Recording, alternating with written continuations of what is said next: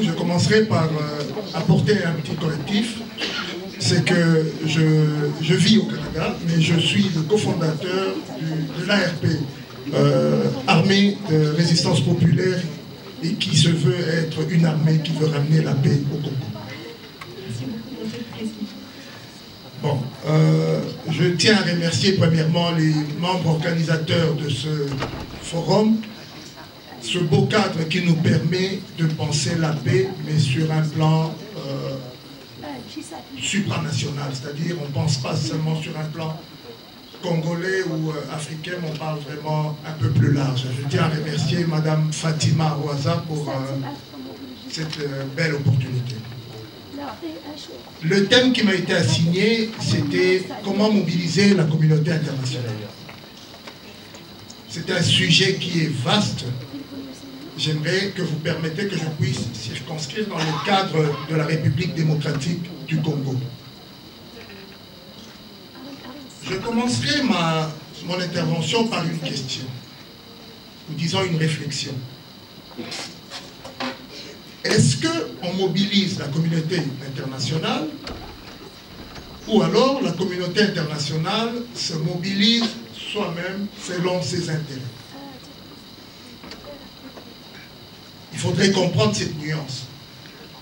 Si on veut mobiliser la communauté internationale, on veut amener la communauté internationale à prendre action sur un problème donné.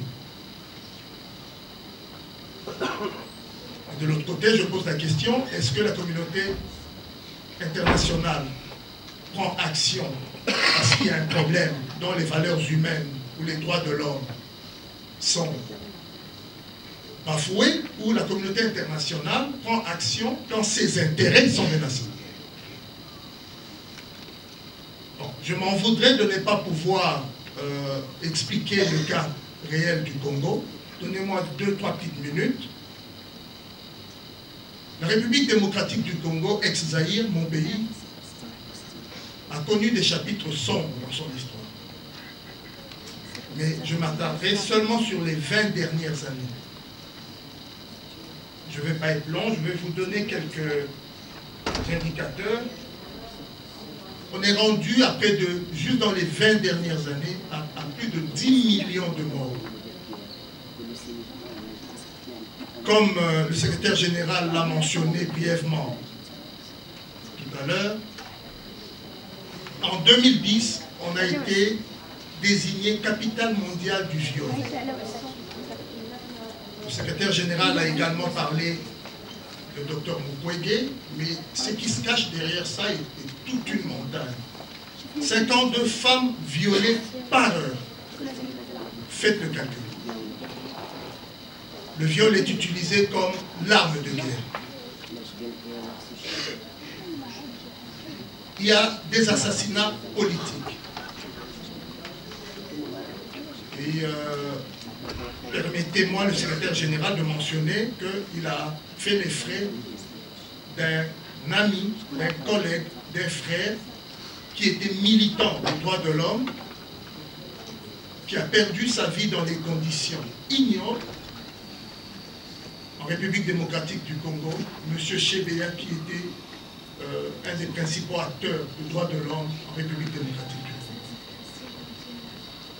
Arrestation arbitraire, enrôlement d'enfants soldats, les enfants qui sont utilisés dans les mines comme des esclaves, je m'excuse, pillage systématique des ressources du pays, aucune liberté de presse, aucune liberté de penser, et toute cette tragédie prend place devant un témoin. Devant témoin. Pas n'importe lequel. On parle ici de la communauté internationale, qui a la plus grande force de l'histoire de l'ONU, c'est-à-dire la MONUSCO. On parle de près de 20 000 hommes en République démocratique du Congo. Une des missions, si pas la mission la plus coûteuse de l'histoire de l'ONU. Alors, je reviens encore à ma question ou à ma réflexion. est-ce qu'on arrive à mobiliser la communauté internationale, ou bien alors la communauté internationale se mobilise selon ses intérêts. Il va falloir encore définir c'est quoi cette communauté internationale. Mais bon, bref, c'est pas ça le débat. Oui, les Congolais se sont pris et de façon multilatérale, ils ont mobilisé cette communauté internationale qui était pourtant témoin de tous les faits que je viens de mentionner ici.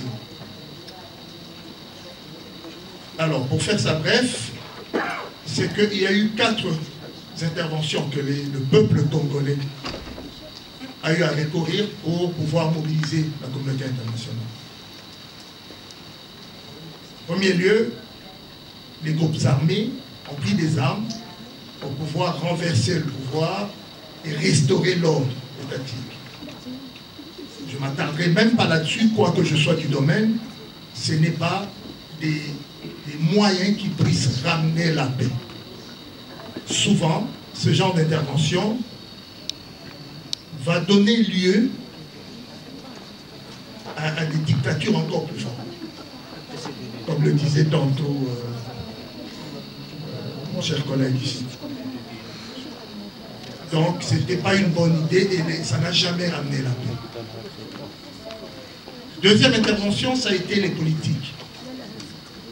Les opposants qui ont fait leur travail, qui ont sensibilisé, qui ont mobilisé.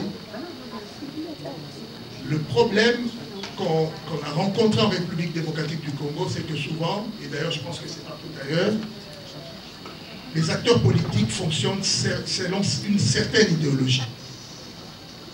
Et donc ils sont eux aussi à la quête des intérêts. Donc ils doivent s'activer de la manière qui organise le parti. Donc une solution assez limitée. Et troisièmement, il y a eu des interventions individuelles. Je ne vais pas tous les citer, mais on va parler du dernier en liste, le docteur Mukwege, à qui je rends un hommage, un vibrant hommage, qui s'est donné corps et âme pour combattre justement, pour aider les femmes victimes de viol. Il en a vu, et les documentaires sont sur Internet, vous pourriez aller voir. Et il a réussi, à travers ses actions personnelles, à amener la communauté internationale, ou du moins l'opinion internationale, à se pencher sur la question. Et en dernier lieu, et c'est vraiment le travail que personnellement je privilégie, c'est les sociétés civiles qui, eux, n'ont pas de limites, qui n'ont pas d'intérêt particulier et qui vraiment regardent la population en 360 degrés et qui incluent la population dans toutes les démarches et vraiment, j'aimerais pas en parler autant, j'insiste, on a en République démocratique du Congo, nous avons eu certaines personnes, moi je les appelle les symboles de cette lutte. Et parmi nous, il y en a un aujourd'hui.